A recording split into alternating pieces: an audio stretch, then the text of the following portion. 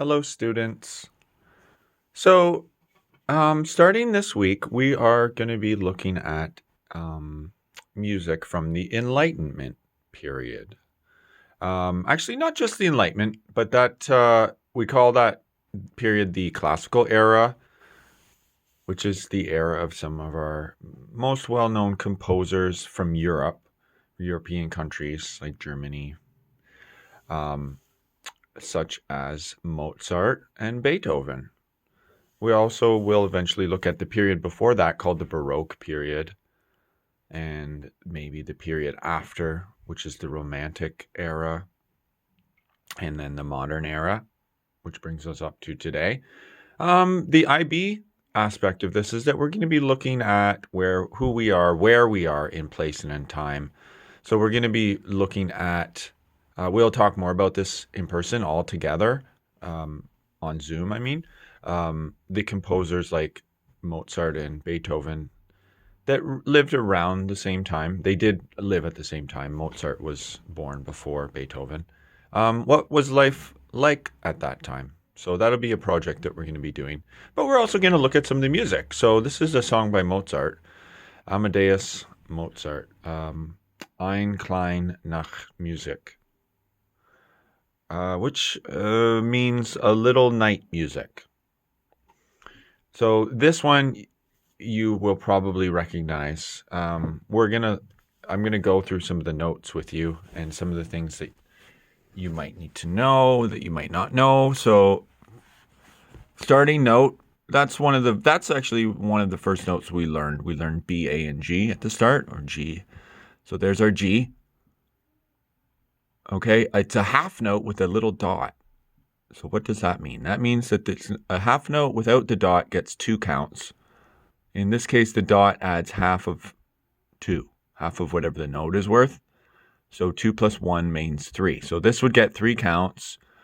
1, 2, 3, and this note would go on beat 4. So we're going to go down to dangling D. Dun, dun, dun, 2, 3, 4. G, D, G. We go up a skip. So we go up a third, or up, we skip one note from G, skip A, we go to B. Da, da, da, da, da. We do another skip there, up to a D. And that's going to be the first phrase. Let's count the measures, or the bars. We've got bar 1, bar 2, bar 3, and bar 4. They're separated by these bar lines. The first phrase, for some of you that might be as far as you get for this week with this song, depending on how comfortable you are with these notes and the recorder. The class is also going to be learning this song, but we're going to be doing it in C in the classroom. I've transposed this to a more friendly, a key that works for the recorder. Okay, so let's dive into this. I'm going to pause.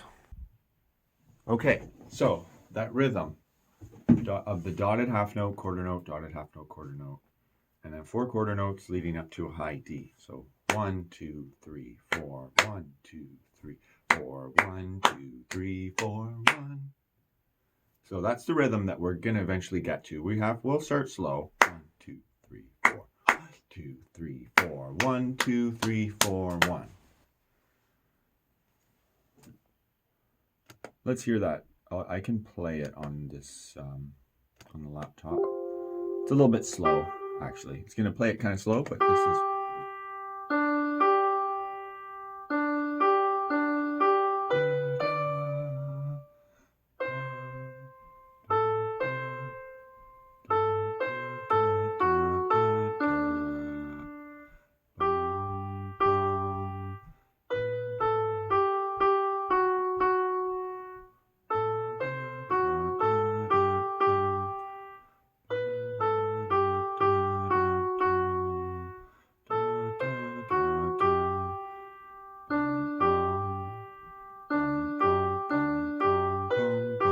So that's this tune. You might recognize it. Oh, there it is. So we're going to start with our G note. I'll just run through the fingering. G and D. So G and then we add a whole other three fingers to go down to D. So that actually is most of the notes in the first few bars. G, D, G, D, G, D, G, B, the 2-finger pinch, B, and then a high D. Okay, let's review that high D where we take our thumb off. That's where having a thumb underneath the balance is important. If it's resting on your lip too, that helps because we're going to G, B, and then D. We have to switch fingers here like that and let go of the thumb for the high D. And to double check that, if this is D, then this should be the same note an octave higher. So, what's going on? See, we can la da, same note, but an octave higher. So from the beginning,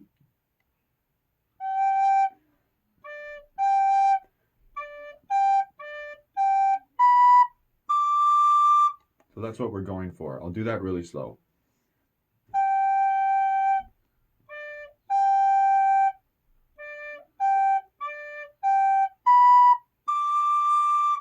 I'm still using my tongue in between to tongue each note in between to block this airflow and then switch my fingering. We're still applying all of those same concepts that we learned at the beginning of learning the recorder. I'm tonguing, putting my tongue forward to block the air before I switch the fingering. So, or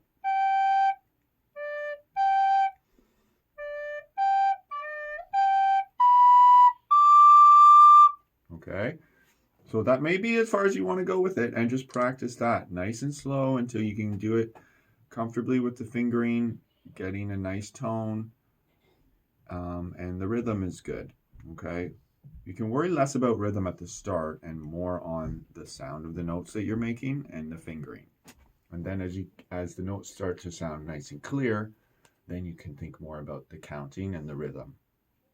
Let's move on to phrase 2, but you may just want to stop here and practice that. In fact, you should, but maybe you're ready to move on. Okay, so looking at the music. Okay, so now we're switching to a whole bunch of different notes. Hopefully you have it open in front of you. But we're going to bar 5. So we just played a high D. We're going to come down 1 to the C note, a higher C. Okay, look at the pattern here. We've got all these notes are on a different space, except for that one. So everything is skipping one note. So here on C, we skip B and go to A, and then we skip back up to C. We've got that same rhythm. C, Same rhythm as the first phrase. So A and C, A, C, A. So lots of C's and A's. So A skips the G line, and we go to F. And now this is because we look at this sharp symbol. This is called a sharp. So it's F sharp. So the sharp sign goes in front of the note that we're playing. F sharp. And then to an A again, and then down to a D. Okay, so let's look at that together. So now I'll admit, high C for some reason. I have like a mental block with that note. You might have it in terms of what fingering, remembering the fingering for high C. You might have it with a different note. But for some reason, I always have to, sometimes I have to think about what is the fingering for that high C. And one way for me that works is if I go up from G, A, B, and then I remember C, because that's how I practiced it when I first learned it. Now I'm thinking maybe I need a quicker way. I always remember B though, usually. So B and then C. So maybe that is a key. And so this is the process for all of us. We always have things that block us or challenge us, and we need to figure out ways to get around it and to figure it out. So B and then C. G, A, B, C. C. And then we're going to an A. So if we think G, A. So here's an A, 2 fingers plus the thumb, and C is just lifting 1. We go higher to C. So when we're going back and forth between C and A, we keep these fingers here, and move this index finger. So that's nice. That makes it a lot easier. So C.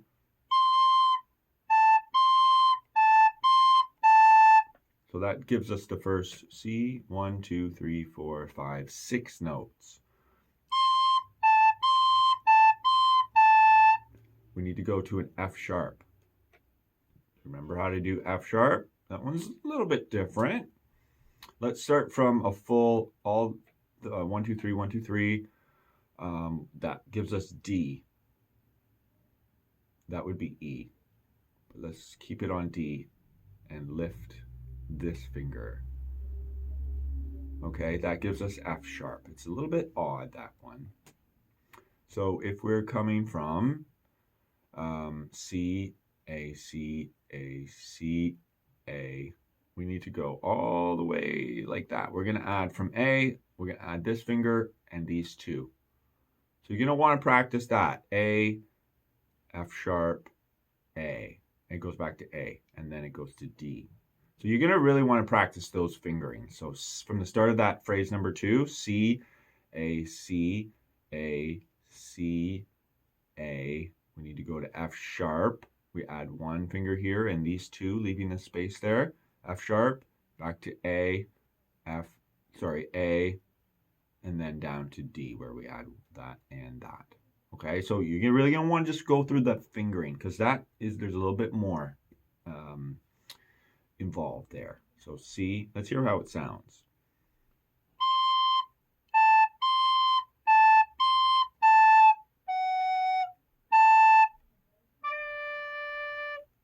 Okay, one more time. I'll count it off. 1, 2, 3, 4.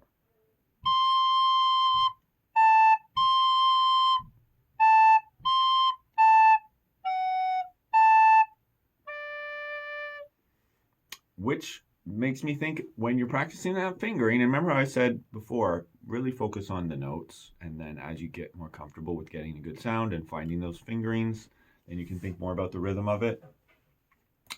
You might want to practice the fingering in time without blowing even, so you can just focus on one thing, and that's the fingering.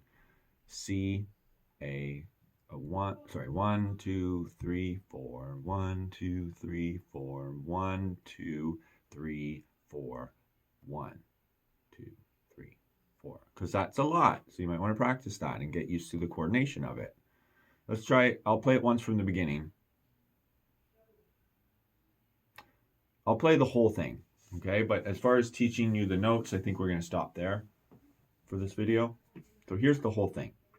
1, 2, 3, 4.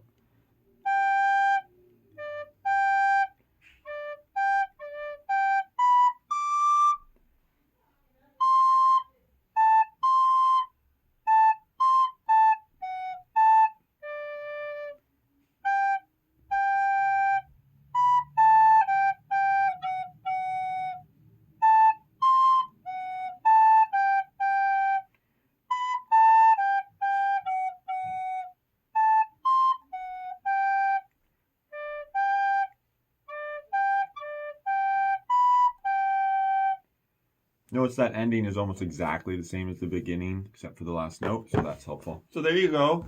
Ein Klein Nachtmusik. Have fun. I'll see you later.